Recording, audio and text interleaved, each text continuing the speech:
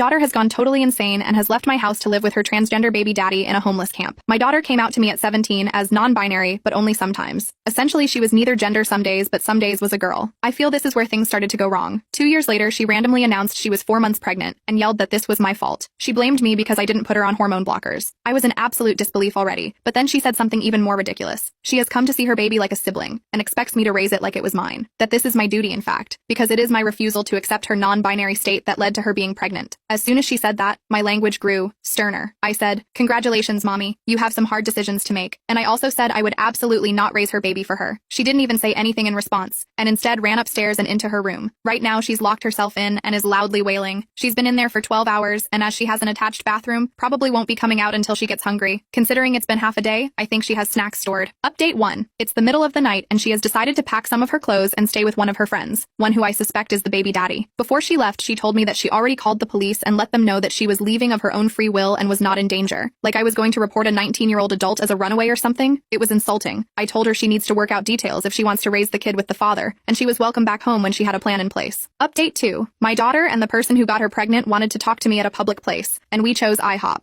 Although I suspected I knew who her lover was, I was disappointed to find out because they have been a part of my daughter's friend group since high school, and was the only one I ever had a problem with. They are trans now, but 1 year ago, when they were all 18, the friend group was watching a movie in the living room, and every time I'd pass by, the trans one would lock eyes with me and make really obnoxious, loud, nutting sounds. I told him to knock it off and grew sterner when he did it again. Then when I was in the kitchen, he somehow snuck up behind me and was miming rubbing one out movements with his hand. I turned around and caught him at it. He was still fully clothed, but it was startling and freaky. I kicked him out. So now I'll just call them nut donor because that's what they are. Anyway, the IHOP meeting was a crap show. Nut donor sat with my daughter and went on the attack. Nut donor's points were: 1. I was poisoning my daughter by making her take birth control. I only helped her get the prescription and would have done everything I could if I knew she didn't want to take the pill. 2. It will take years to fix my daughter after all I did, not giving her hormones even though I had no idea that was what she wanted. 3. I am further treating her like garbage by not taking care of the baby while she fixes herself. So apparently even though I'm a monster, a bad mother and so on, I'm even worse for not taking in their baby. At least no one suggested that I raise it like my daughter's sister anymore. That might have been my daughter's thought on it. Nut donor did most of the talking while my daughter just sat and glared at me, nodding along. It was kind of a whirlwind. Nut donor pounded the table a few times, and even the waiter knew not to bother us after drinks. Lol. I'm surprised we weren't asked to leave. There was a lot said, mostly by the nut donor who really seemed to be steering the ship. I asked why nut donor couldn't take care of the baby, and nut donor said his parents were even worse than me and that he was homeless at the moment.